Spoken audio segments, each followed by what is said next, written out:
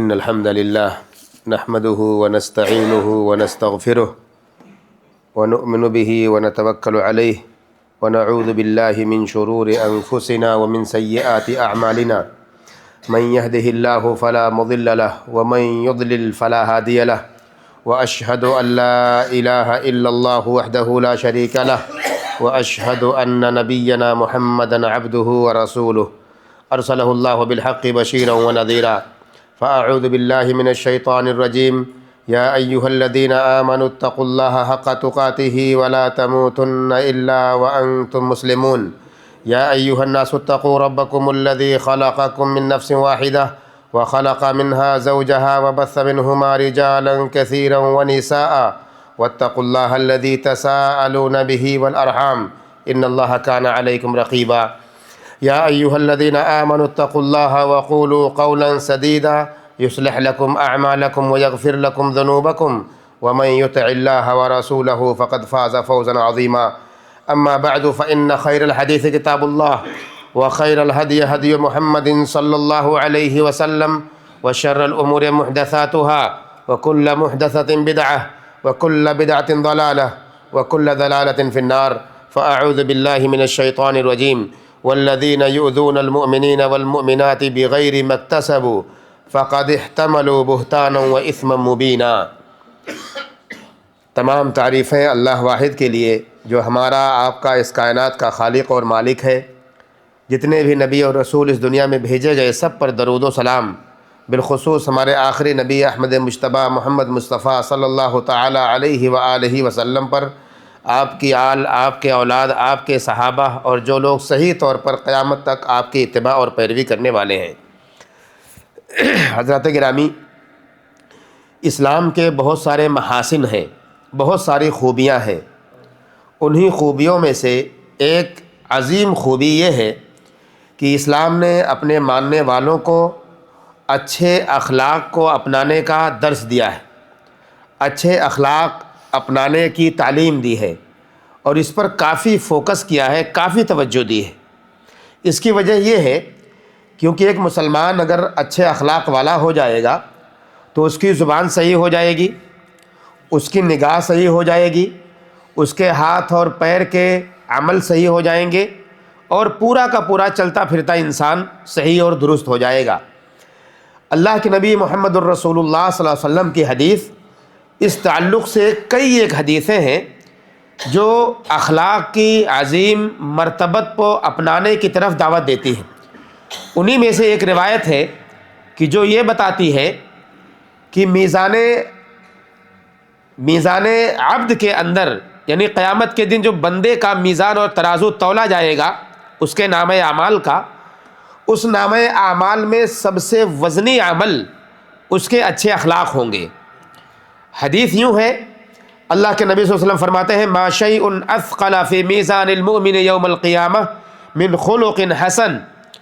کہ قیامت کے دن ایمان والے کا جو ترازو ہوگا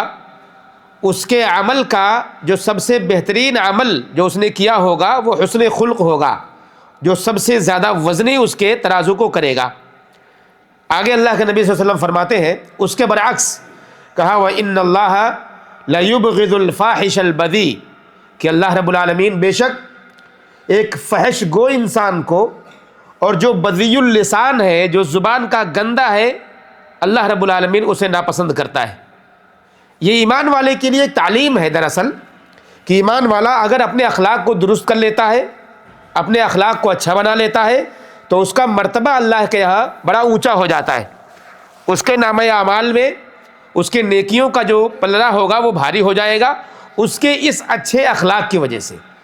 اور اگر اس کی زبان گندی ہو گئی، اس کا اخلاق برا ہو گیا، فحش گو ہو گیا، گندی گفتگو کرنے والا، گالیاں دینے والا، بات بات پر لعن طعن کرنے والا ہو گیا، تو اس کے برعکس نتیجہ یہ نکلے گا کہ اللہ رب العالمین اسے ناپسند کرنے لگے گا۔ حدیث میں آتا ہے ان المؤمن لیدرک بحسن خلقہ درجۃ الصائم القائم، ایمان والا اپنے اچھے اخلاق کی وجہ سے کسی بھی عبادت گزار کے مقام تک پہنچ سکتا ہے جو عبادت گزار چاہے وہ روزہ رکھنے والا ہو، چاہے وہ راتوں میں قیام کرنے والا ہو۔ اپنے اچھے اخلاق کی وجہ سے، اپنے اچھے کردار کی وجہ سے، اپنے اچھی زبان کی وجہ سے ہم اور آپ اس مقام کو پہنچ سکتے ہیں کہ جس مقام پر ایک روزے دار پہنچتا ہے، ایک رات میں قیام کرنے والا پہنچتا ہے۔ یہ بڑی عظمت اس شخص کو دی گئی جو رات میں قیام نہیں کر پاتا، جو رات میں اٹھ کر نمازیں نہیں پڑھ پاتا، اسی طرح سے وہ روزے نہیں رکھ پاتا، لیکن وہ اپنے اچھے اخلاق کو اپنائے ہوئے ہے تو اس مقام تک پہنچ جاتا ہے کہ جس مقام پر فائز ہونے کے لیے رات میں اٹھ کر آپ کو تہجد پڑھنا پڑتا ہے۔ تو یہ ایک مقام ہے، ایک درجہ ہے، یہ اونچی رفعت اور مقام اور منزلت ہے ایک ایسے شخص کے لیے جس کی زبان اچھی ہو اور جس کے اخلاق اچھے ہو۔ اسی طرح سے اسلام کے بنیادی اصول میں سے ہے، بنیادی اصول میں سے کہ انسان کے اخلاق اعلیٰ ہو، بہترین اور عظیم ہو، اسی کی تعلیم کے لیے اللہ کے نبی محمد الرسول اللہ صلی اللہ علیہ وسلم کی بعثت ہوئی۔ حدیث میں آتا ہے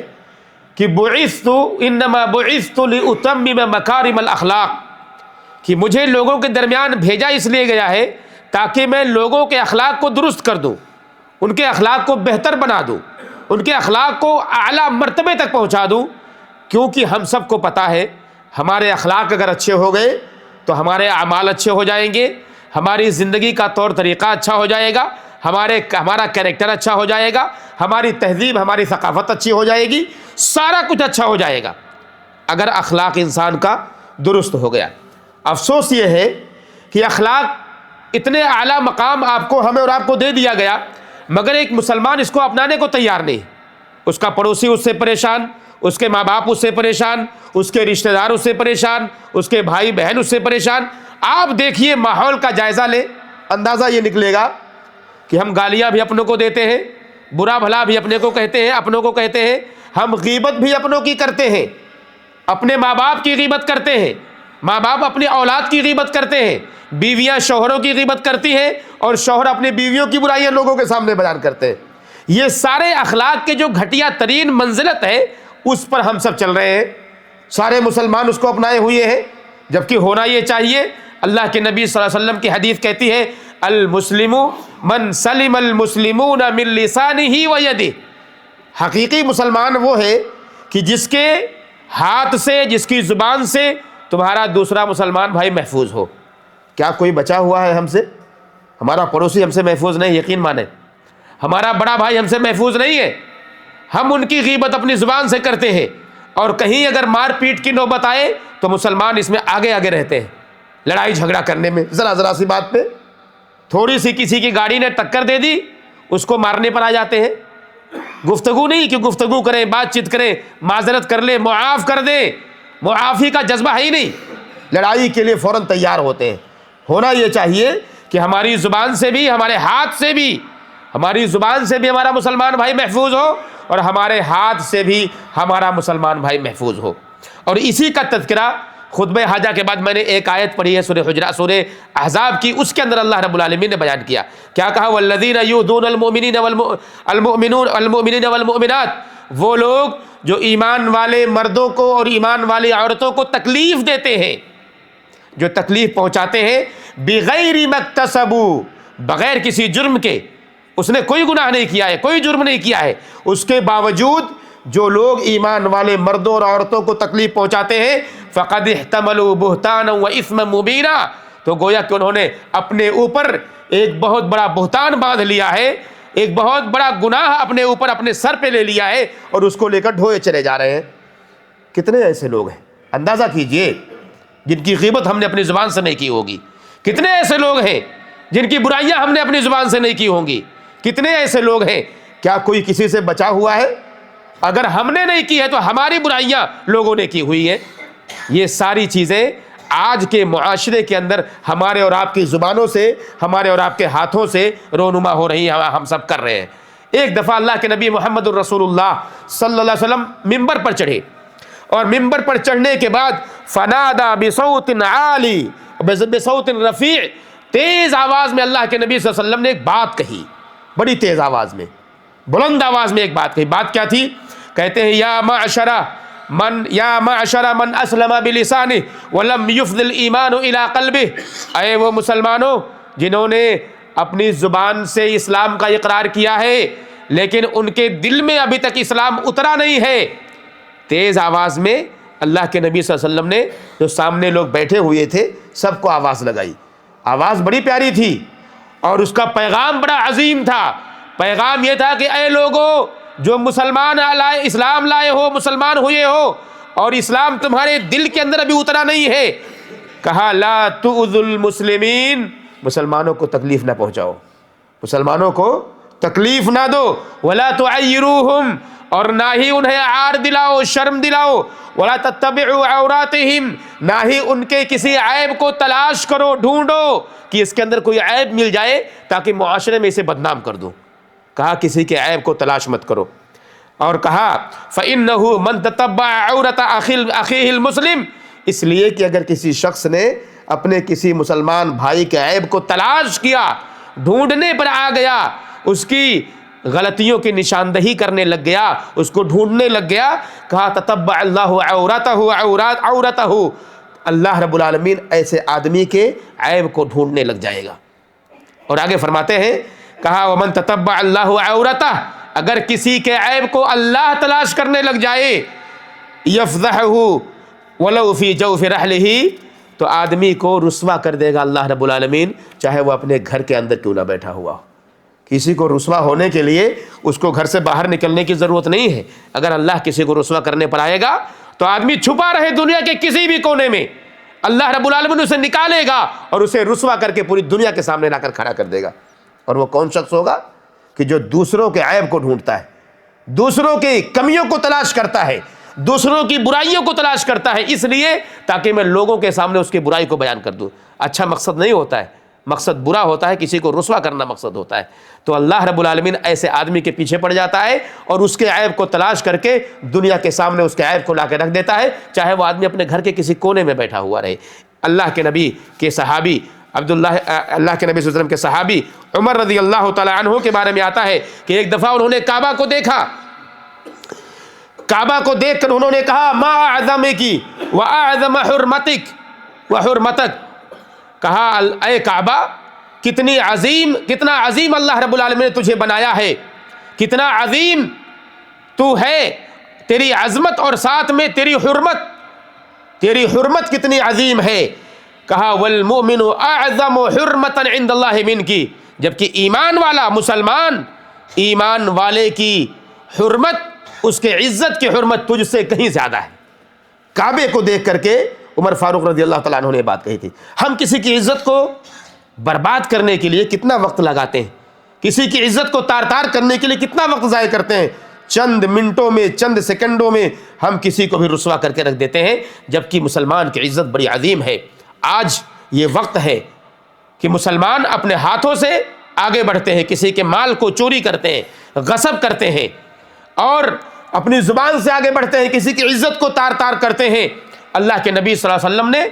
اس عمل کو جہنم میں دخول ہونے کا یا داخل ہونے کا ایک بہت بڑا ذریعہ بتا دیا ہے کہ ہو سکتا ہے اس عمل کے ذریعے ایک مسلمان جہنم میں چلا جائے. حدیث میں آتا ہے کہ ایک دفعہ اللہ کے نبی صلی اللہ علیہ وسلم کے پاس ایک عورت کا تذکرہ کیا گیا. ایک آدمی آیا اور کہنے لگا یا رسول اللہ، اے اللہ کے نبی صلی اللہ علیہ وسلم، ان فلانۃ تذکر او یذکر من کثرت صلاتها وصیامها، ایک عورت ہے